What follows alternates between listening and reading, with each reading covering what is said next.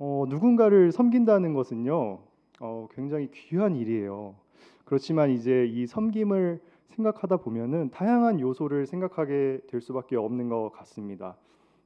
내가 지금 처한 상황이 어떤 상황인가, 내가 바쁜지 안 바쁜지 다양한 이제 상황을 고려를 해야겠죠. 그리고 더 나아가서 내가 섬겨야 되는 대상, 그 섬겨야 되는 대상이 어떤 분인가에 대한 고려도 당연히 해야 될 것 같습니다. 그리고 이제 내가 만약에 섬기게 된다면 어떤 마음으로 섬겨야 될까? 그 나의 마음도 한 번은 점검을 해야 될 것 같습니다. 그리고 이런 다양한 요소들을 사실 이렇게 점검하고 생각하다 보면 정말 섬기는 게 쉽지 않다. 알긴 알겠는데 너무 어렵다. 이런 마음이 드는 게 지극히 당연하고 정상적인 우리의 반응인 것 같습니다. 오늘 본문을 보면요. 예수님께서도 제자들을 섬기시는 그러한 모습을 볼 수 있습니다. 근데 예수님께서는요, 굉장히 힘든 상황에 처해 계셨어요. 그리고 예수님께서 섬겨야 하는 그 대상인 제자들은 막 정말 섬김을 받아 마땅한 그런 정말 예수님 말씀을 너무너무 잘 듣는 그런 제자들이 아니라 너무 아쉽게도 예수님의 마음을 너무나도 아프게 하는 그런 연약한 한 인간일 뿐이었습니다. 그렇지만 예수님께서는요, 그렇게 너무 힘들고 또 내가 섬겨야 하는 대상이 정말 이쁜 짓을 하나도 안 하는 그런 아주 연약한 인간일지라도 사랑하고 끝까지 섬기시는 모습을 볼 수 있었습니다. 그래서 바라옵기는 오늘 설교를 통하여서 저와 우리 성도님들께서 정말 예수님처럼 예수님을 닮아가면서 내게 맡겨주신 그 한 영혼을 섬기고 더 나아가 예수님께서 오늘 말씀에 약속하신 그 복, 그 축복의 삶을 영원토록 누리시길 주님의 이름으로 축원합니다. 그래서 오늘 이제 설교를 크게 세 가지 관점으로 한번 나눠보려고 합니다. 첫 번째는요, 예수님은 누군가를 섬기기 굉장히 힘든 상황에 처해 계셨어요. 그렇지만 그럼에도 불구하고 예수님은 섬기셨습니다. 그런데 거기서 멈춘 게 아니에요. 나만 섬기고 끝 이게 아니라 제자들에게 너희도 섬길 것을 권면하셨습니다. 그래서 오늘 이렇게 세 가지를 먼저 살펴볼 텐데요. 첫째입니다. 예수님께서 누군가를 섬기기 굉장히 힘든 상황에 처해 계셨다는 내용을 한번 나눠보도록 하겠습니다. 요한복음 13장 1절과 3절인데요. 제가 읽도록 하겠습니다. 유월절 전에 예수께서 자기가 세상을 떠나 아버지께로 돌아가실 때가 이른 줄 아시고 세상에 있는 자기 사람들을 사랑하시되 끝까지 사랑하시니라. 저녁 먹는 중 예수는 아버지께서 모든 것을 자기 손에 맡기신 것과 또 자기가 하나님께로부터 오셨다가 하나님께로 돌아가실 것을 아시고, 네, 지금 방금 제가 말씀을 읽을 때 빨간색으로 굵게 해놓은 데를 보면요, 세상을 떠나 아버지께로 갈 때가 이르렀다, 하나님께로부터 오셨다가 이제 하나님께로 돌아가신다라는 표현이 반복되고 있습니다. 성도님들도 너무나도 잘 아시다시피 이 표현은 예수님께서 이제 십자가에 지실 날이 얼마 안 남았다라는 표현인 것을 너무나도 잘 알고 있습니다. 십자가 너무나도 많이 듣는 단어죠. 우리 성도님들께서는 십자가를 들으면 어떤 생각이 드시나요? 이제 유초동부 설교를 하다 보면 얘들아 우리 십자가면 뭐가 생각나지? 그러면 막 손을 엄청 들어요. 근데 지금 손 들으라고 할 수는 없으니까 그래서 애들이 예수님이 나의 죄를 위해 달리신 곳이 바로 십자가예요. 막 이렇게 대답을 해요. 우리 유초동부 정말 장난 아닙니다. 그런데 너무 맞는 말이에요. 십자가면 그게 가장 중요하죠. 우리를 위해 예수님께서 죽으신 곳. 그런데요, 맞는 말인데 살짝 이 각도를 바꿔서 역사적인 관점으로 한번 십자가를 바라봤으면 좋겠어요. 십자가를 역사적인 관점으로 바라보면 2000년 전 팔레스타인 지역에서 바로 이 극악무도한 죄인들을 바로 사형에 처하는 도구였다는 사실입니다. 그래서 이 십자가는요, 너무나도 끔찍한 사형 도구고 너무나도 고통스러운 사형 도구였어요. 마치 단두대 아시죠? 단두대 사형 도구. 그것만 보면 막 그게 막 저희가 기쁜 마음이 들고 이런 건 아니잖아요. 마치 그런 막 피하고 싶은 마음이 들잖아요. 그런 것처럼 이 십자가는 사형 도구였다는 것을 알 수 있습니다.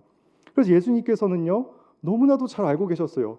내가 이제 곧 있으면 십자가에 달려 죽을 텐데 그 고통이 얼마나 큰지 예수님은 이미 평상시에도 보고 계셨을 테니까 피부에 와닿을 정도로 알고 계셨는데, 내가 이제 곧 십자가에 죽게 되었구나, 이제 아버지께로 갈 때가 되었구나 라면서 심리적으로 정신적으로 너무나도 큰 두려움에 휩싸인 것을 알 수 있습니다. 뿐만 아니라요. 예수님께서는요. 그러면 이 고통스러운 십자가 안 지면 되지 않나? 이런 생각을 하실 수 있는데 그러실 수가 없는 상황이었습니다. 요한복음 13장 3절입니다.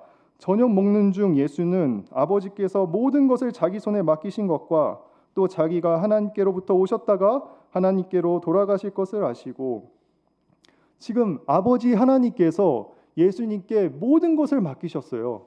인간의 구원, 죄와 사망으로부터 죽을 수밖에 없는, 지옥에 갈 수밖에 없는 인간이 구원을 받을 수 있는 유일한 길이 바로 예수님께서 십자가에 달리시는 것뿐이라는 거예요. 뿐만 아니라 우리 인간의 구원뿐만 아니라 온 세계의 피조물, 온 우주 만물의 그 피조물이 구원받는 길은 예수님의 십자가밖에 없다는 사실을 예수님은 너무나도 잘 알고 계셨어요. 생각해 보세요, 여러분. 나의 어떤 행동으로 내가 순종하냐 불순종하냐 그 행동에 따라서 단 한 사람만, 내 가족이건 내 친구건 단 한 사람만 영향을 받아도 우리 되게 부담스럽잖아요. 내가 처신을 뭔가 잘해야 될 것 같고. 근데 생각해 보세요. 예수님 입장에서 생각해 보세요. 예수님이 십자가를 선택하는 그 순종의 길을 가냐, 예수님이 십자가를 지지 않는 불순종의 길을 가냐에 따라서 한두 사람이 영향받는 게 아니라 과거와 현재와 미래의 온 인류와 모든 피조 만물이 영향을 받는다는 거예요. 얼마나 부담이 됐겠어요, 이 선택 하나에. 그래서 이렇게 부담스럽고 너무나도 고통스러운 상황 가운데 처해 있는 예수님의 모습을 볼 수 있었습니다. 그럼 간혹 이런 생각을 하시는 분이 계실 수도 있어요.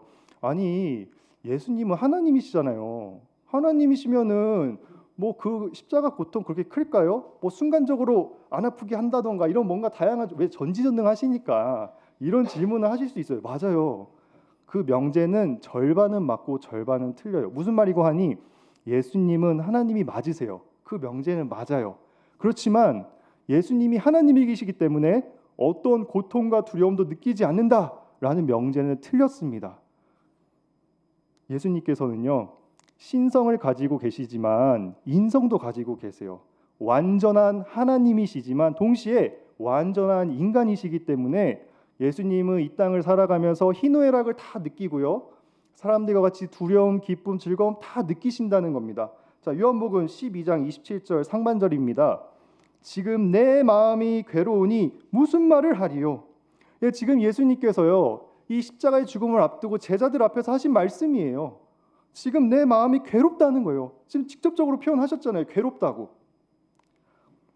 그래서 예수님께서 이 십자가의 고통도 너무나도 잘 아시고 이 막중한 사명감 앞에서 정말 너무나도 두렵고, 심지어 제자들 앞에서 나 괴로워 얘들아, 나 너무 힘들어, 이렇게 표현을 하실 정도면 우리 제자들은 어떻게 행동해야 될까요? 적어도 3년은 같이 지냈잖아요. 예수님이랑 같이 동고동락 했잖아요. 그러면 뭐 존경까진 바라지 않더라도 정은 있으니까, 예수님 괜찮으세요? 어디 제가 뭐 도와드릴 거 없을까요? 정상적으로 이렇게 표현하는 게 옳지 않을까요? 이게 맞지 않을까요?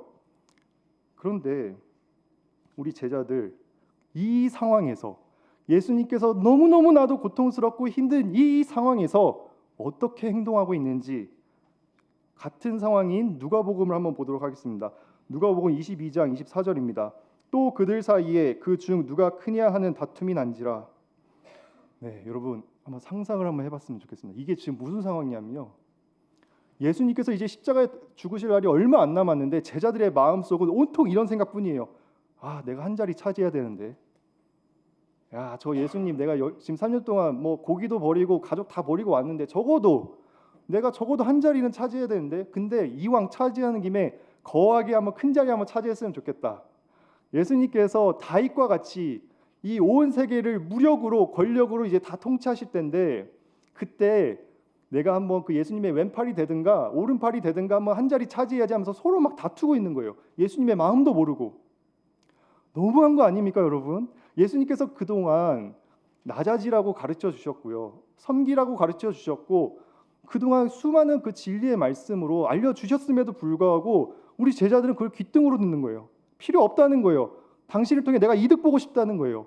이런 제자들을 보면서 예수님, 그러면 상식적으로 예수님도 화를 내든가, 그러면 안 돼, 내가 지금까지 너한테 가르쳐 준 게 뭔데 어떻게 이렇게 할 수가 있어? 라면서 뭔가 예수님께서 다그치던가 이런 행동을 취하셔야 되잖아요. 그런데 그럼에도 불구하고 예수님은 제자들을 섬기셨습니다. 두 번째 제지인데요. 그럼에도 불구하고 예수님은 섬기셨습니다. 요한복음 13장 4절과 5절 말씀입니다. 저녁 잡수시던 자리에서 일어나 겉옷을 벗고 수건을 가져다가 허리에 두르시고 이에 대야에 물을 떠서 제자들의 발을 씻으시고 그 두르신 수건으로 닦기를 시작하여. 지금 이 예수님께서요, 만왕의 왕이시죠. 하늘 보좌 버리고 이 땅에 오셨죠. 충분히 먼저 섬김을 받기에 마땅하시죠. 그런데도 불구하고 이 힘든 상황 가운데서 지금 제자들의 발을 씻기시고 있습니다.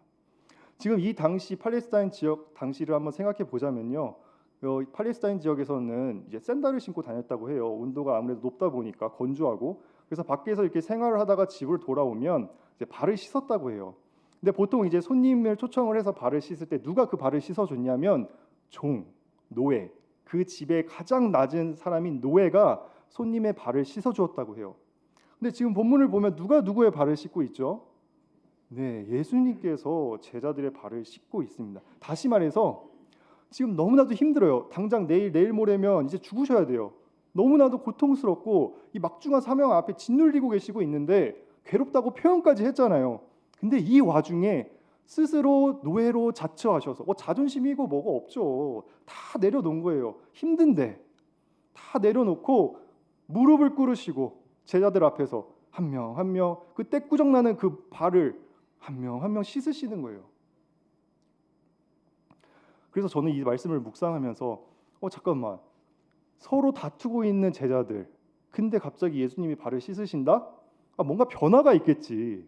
제자들이 그 사이에 예수님 죄송해요.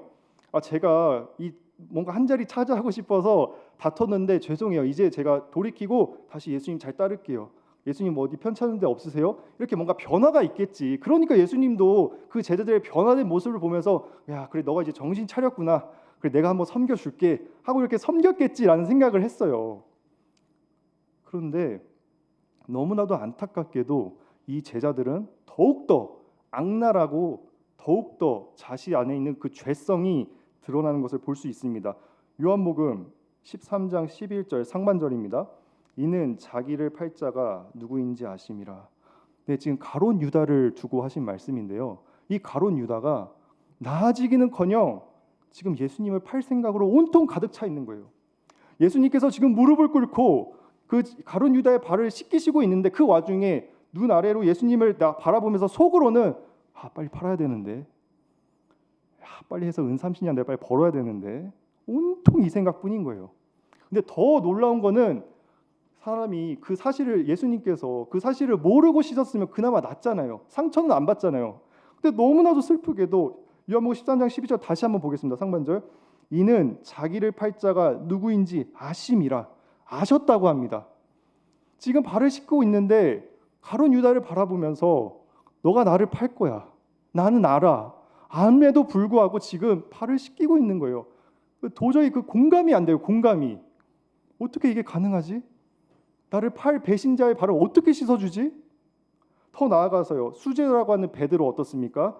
베드로는 요한복음 13장 38절을 보겠습니다. 예수께서 대답하시되 내가 나를 위하여 내 목숨을 버리겠느냐? 내가 진실로 내게 이르노니 닭 울기 전에 내가 3번 나를 부인하리라. 근데 그 수제자라고 자처한 베드로, 내가 예수님을 위해 죽겠습니다라는 그 열정적인 베드로는 바로 예수님을 3번씩이나 부인을 합니다. 예수님은 또 이 사실을 알고 계세요. 가룟 유다 베드로뿐이겠습니까? 나머지 제자들 다 나중에 예수님 다 배신하잖아요. 그러니까 예수님께서는요, 지금 대야에 물을 뜨고 그 12제자 한 명 한 명, 그 배신자, 나를 팔 사람, 나를 부인할 그 제자들의 한 명 한 명을 씻기고 있는 거예요. 그래서 궁금하기 시작했습니다. 그래도 전도사인데 예수님 말씀에 순종하고 이 말씀 묵상한 걸 삶에 적용해야 되는데 어떻게 적용할까?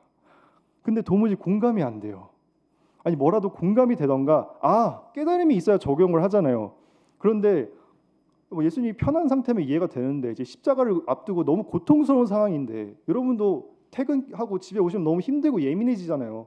그러면 바라게 되잖아요. 좀 나를 좀 도와줬으면, 누군가 가족 중에 한 명이 나를 좀 해줬으면, 이런 마음이 들잖아요. 예수님도 인간이셨으니까, 완전한 인간이셨으니까 그런 마음이 드셨을 텐데 어떻게 먼저 자처하셔서 종의 노릇을 하냐는 거죠. 뿐만 아니라 상대방이 도무지 섬길 수 없는 사람인데 어떻게 섬겼냐는 거예요. 이 말씀을 기도하면서 하나님께 질문했죠. 하나님, 도저히 이해가 안 돼요. 이거 설교를 해야 되는데 성도님께 어떻게 이걸 전해야 될지 모르겠다고. 이렇게 했으니까 그냥 섬기세요, 순종하세요, 이렇게 할 수는 없으니까. 그런데 이렇게 계속 말씀을 묵상하면서 성령님께서 조명하심으로 그 말씀, 이 예수님의 행동에 대한 깨달음을 주셨습니다. 우리 요한복음 13장 1절을 다 같이 한번 소리내서 읽도록 하겠는데요. 요한복음 13장 1절입니다. 시작.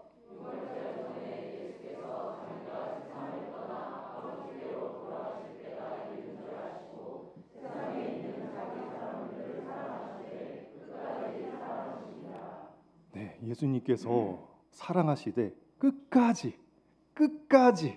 저는 이 말씀을 보면서 예수님 사랑하신 건 모르는 분 없잖아요. 근데 왜 하필 이 끝까지라는 말을 썼을까? 이 말씀을 묵상하면서 그런 생각이 드는 거예요.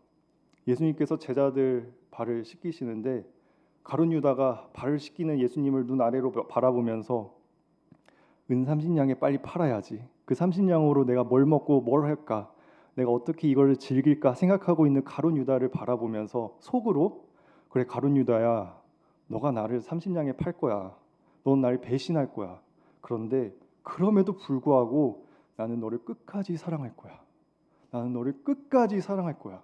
그 예수님의 강한 의지가 느껴졌어요. 베드로의 발을 씻으시면서 베드로가 예수님을 바라보면서 예수님이 뭐 죽기까지 사랑하겠다고는 했지만 나중에 부인할 그 베드로를 바라보면서 너가 나를 3번 나를 부인할 거야, 하지만 그럼에도 불구하고 나는 너를 사랑할 거야. 언제까지요? 끝까지. 나머지 제자들도 바라보면서 동일한 마음을 드셨을 것 같아요. 오늘 저는 개인적으로 이 말씀을 묵상하면서 회개를 정말 많이 했습니다. 방금도 이제 목사님께서 광고 시간에 말씀드렸듯이 저는 이제 연말에 다른 사역지로 옮기게 되었습니다. 이제 그런 걸 이제 목사님과 잘 나누고 이제 다음 사역지가 이제 정해지고 나니까요, 정말 저의 행동이 바뀌더라고요. 제가 개척 초기에는 이제 스타팅 멤버다 보니까 뭐 내일 내일이 어디 있습니까? 우리 교회인데, 사랑하는데 뭐 정해진 것뿐만 아니라 더 했어요. 왜냐, 즐거우니까, 기쁘니까, 감사함으로 막 했어요. 물론 막 너무 힘들었지만 힘든 건 사실이었지만 너무 즐거웠어요. 그런데 다음 사역지가 정해지고 이제 송도소리교회에서의 사역은 얼마 남지 않았다는 그 사실을 제가 인지하는 순간, 물론 오해하지 마세요, 제가 해야 될 것도 안 하고 이런 사람은 아니에요. 제가 그렇게 무책임한 사람은 아닙니다, 성도 여러분. 당연히 해야 할 일은 다 했어요. 네, 당연히 했는데 이제 그런 거 있잖아요. 내가 해야 될, 마땅히 뭐 하지 않아도 되는데 눈에 보이는 일들, 내가 하면 상대방이 편한 게 알잖아요. 오랫동안 일을 하다 보면, 사역을 하다 보면. 예전에 했단 말이에요. 손이 갔단 말이에요. 근데 안 가는 거예요. 그런데 예수님은 이제 돌아가실 날이 얼마 안 남은데, 뭐 저는 뭐 죽는 게 아니라 전 다음 사역지로 가는 건데 예수님은 돌아가시는 거잖아요. 근데 끝까지 사랑하시더라고요. 그래서 회개했습니다. 예수님, 제가 그래도 하나님의 종인데 마음이 자꾸 떠요. 그래서 박사명 목사님과 홍영진 목사님, 윤인정 사모님, 오윤정 간사님을 비롯해서 또 우리 성도님들께 의도치 않게 상처를 줄 때가 있는 것 같아요. 자꾸 마음이 떠요. 주님, 도와주세요. 끝까지 사랑할 수 있게 도와주세요, 주님. 이라면서 기도를 했습니다. 그래서 제가 이 자리를 빌어서 좀 중보 기도를 요청하고 싶은데요. 이제 길어야 뭐 2-3개월 남았는데 제가 많이 부족합니다. 그래서 저를 위해 좀 기도해 주셨으면 좋겠어요. 백수자 전도사 끝까지 우리 성도님들과 또 우리 송도소리교회를 끝까지 사랑할 수 있도록 기도해 주세요. 정말 힘듭니다, 여러분. 도와주세요.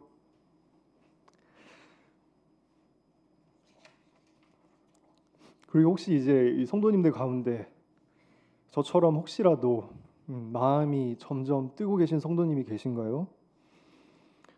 그 대상이 가족일 수도 있고요. 뭐 성도소리교회일 수도 있고 뭐 회사 직장일 수도 있습니다. 다양한 환경 속에서 점점 이제 마음이 뜨는 거예요. 사랑이 식는 거죠. 혹시 그런 성도님이 계시다면 오늘 예수님의 그 모습을 보면서 끝까지 사랑했으면 좋겠습니다. 더 나아가서요, 우리 성도님들께서 섬겨야 될 그 대상이 마치 가룟 유다와 베드로처럼 예수님의 12제자처럼 바로 성도님들의 등에 칼을 꽂는 그 배신자인가요? 너무나도 힘들죠. 상처를 너무너무 많이 받죠. 배신하니까. 그런데요, 그 사람과 관계를 당연히 정리하고 싶고 거리를 두고 싶을지라도 사랑하는 성도 여러분, 오늘 말씀을 근거로 권면합니다. 인간적인 권면이 아니에요. 끝까지 사랑하셨으면 좋겠습니다. 예수님께서 먼저 본을 보이셨으니까요. 지금까지 예수님께서 너무나도 힘든 상황, 십자가를 앞에 두는 그 너무나도 고통스러운 상황 가운데 계셨고, 그럼에도 불구하고 원수 같은 그 배신자 같은 12명의 제자들을 친히 종이 되셔서 섬기셨다는 내용을 다뤘습니다. 근데 예수님께서는 이제 여기서 멈추지 않고, 예수님 할 일 다 하셨잖아요, 사실. 그런데 이제 제자들에게 너희도 서로 섬길 것을 권면하고 있습니다. 그게 세 번째 대지인데요. 더 나아가 서로 섬길 것을 권면하셨습니다. 요한복음 13장 14절에서 15절입니다. 제가 읽겠습니다. 내가 주와 또는 선생이 되어 너희 발을 씻었으니 너희도 서로 발을 씻어주는 것이 옳으니라. 내가 너희에게 행한 것 같이 너희도 행하게 하려 하여 본을 보였노라. 아멘. 지금 예수님께서요, 이 제자들에게 너희도 같이 발을 씻어주면서 섬겼으면 좋겠다라는 권면을 하고 있어요. 근데 제가 오늘 말씀을 묵상하면서 이 섬김에 대해서 좀 오해하고 있는 부분이 있다는 것을 발견을 했는데요. 무슨 오해를 했냐면요. 야, 예수님은 사랑의 예수님이신데 너무나도 인격적인 분이신데 그러면 좀 이 섬긴다는 거, 섬김을 권면하는 건 사실 부담 갖는 거잖아요, 상대방이.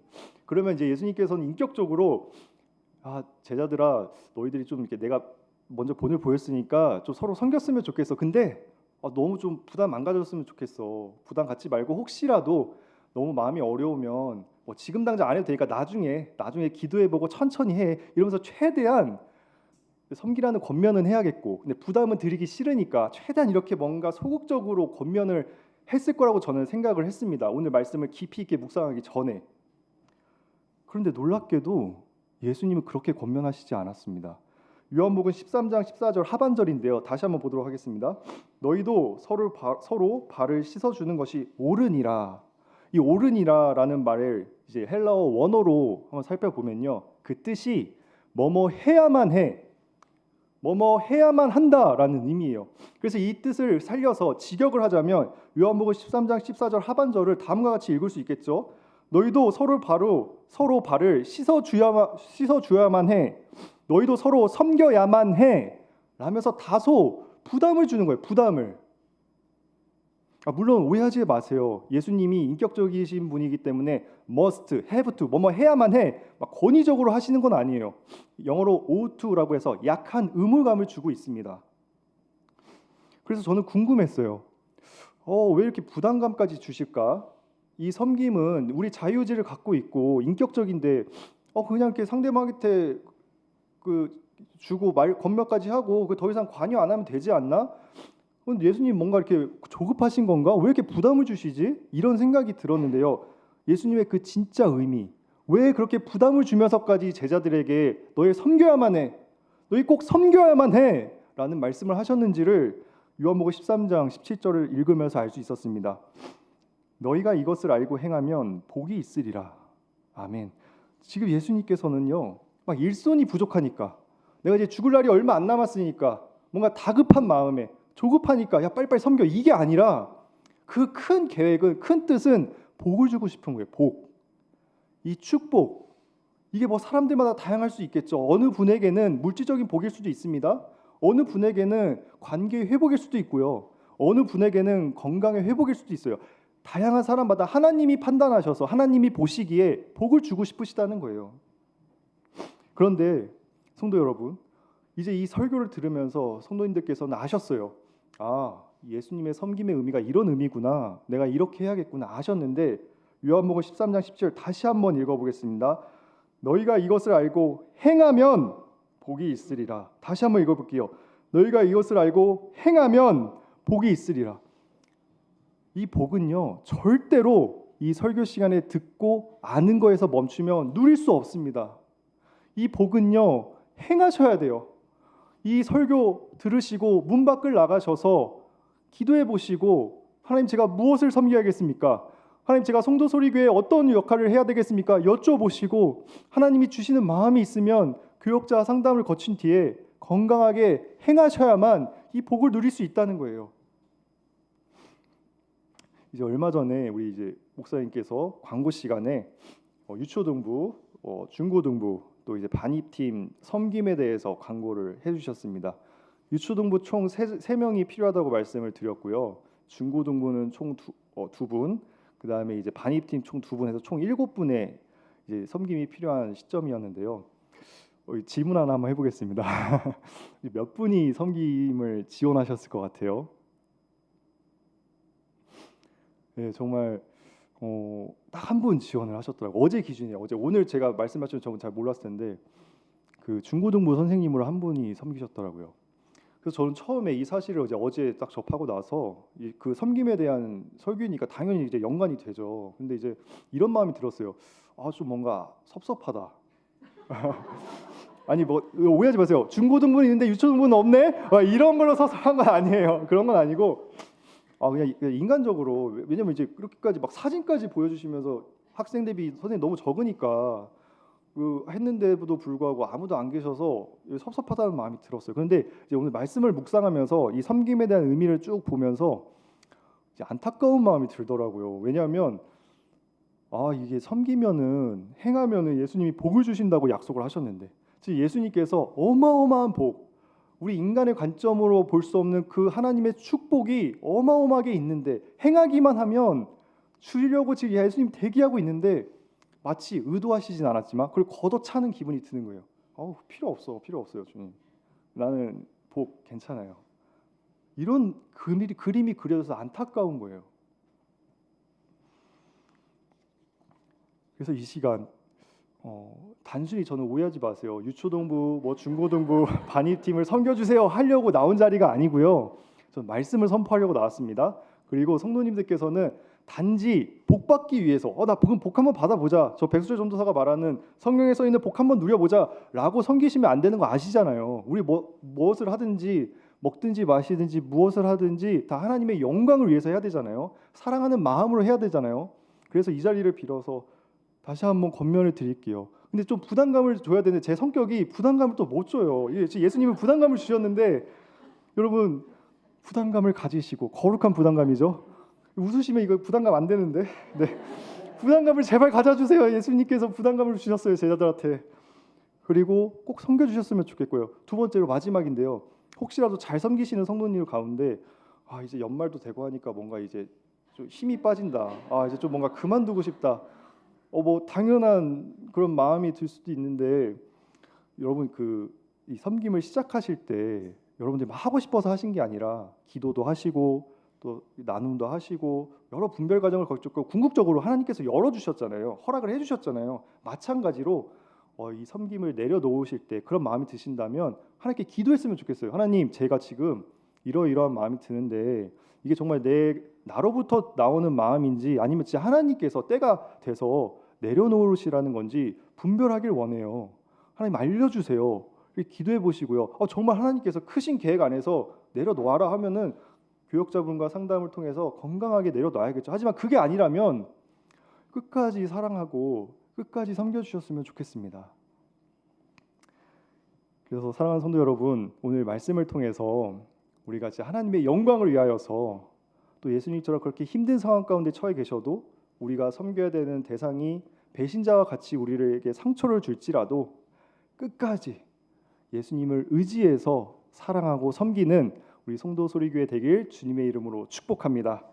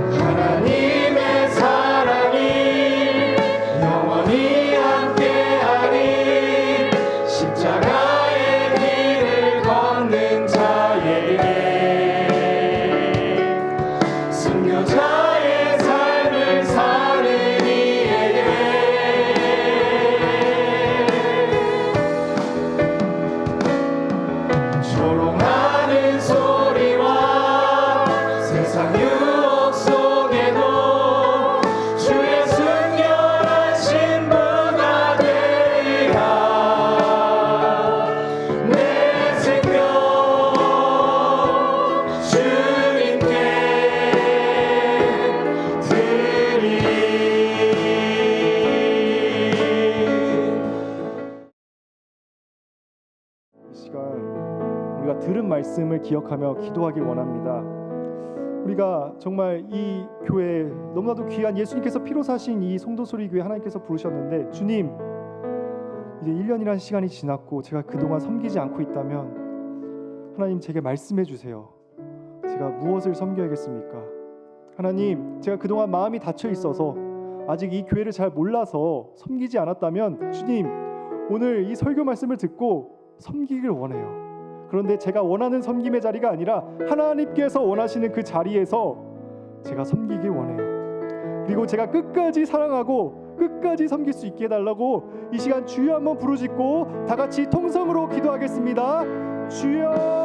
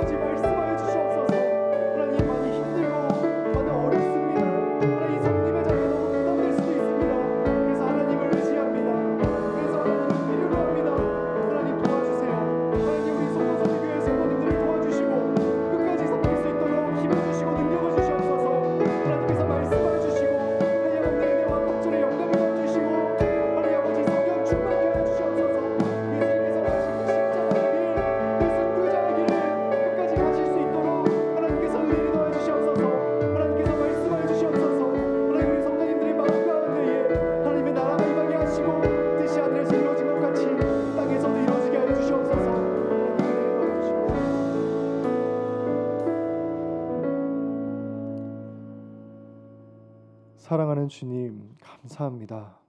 오늘 주님께서 저와 우리 성도님들에게 너희도 서로 섬기게 하려 함이라 라는 말씀을 주셨습니다. 하나님, 그동안 다양한 이유로 다양한 요소를 고민하다 보니까 제가 쉽사리 결단을 하지 못했습니다. 쉽사리 섬기지 못했습니다. 하지만 주님, 예수님께서 그 힘든 상황 가운데에서 그 이쁜 행동을 하나도 하지 않은 그 죄인인 그 제자들을 친히 종의 역할을 자처하셔서 섬기셨듯이, 그리고 십자가에 죽으시기까지 섬기셨듯이, 오늘 저도 예수님께서 부르시는 그 자리에 가서 우리 성도소리교회를 섬길 수 있도록 주님 은혜를 더하여 주시옵소서. 더 나아가서 주님, 제가 지금 열심히 섬기고 있는데 마음이 자꾸 뜹니다. 자꾸 힘이 빠지고 자꾸 이 사랑하는 마음이 식어가고 있습니다. 주님, 이 마음을 주님께서 붙들어 주셔서 하나님께서 말씀하시는 그때까지, 하나님께서 섬김을 내려놓으시라고 말씀하시는 그 순간까지 제가 끝까지 사랑할 수 있도록 주님 은혜를 더하여 주시옵소서. 감사드리며 예수님의 이름으로 기도드립니다. 아멘.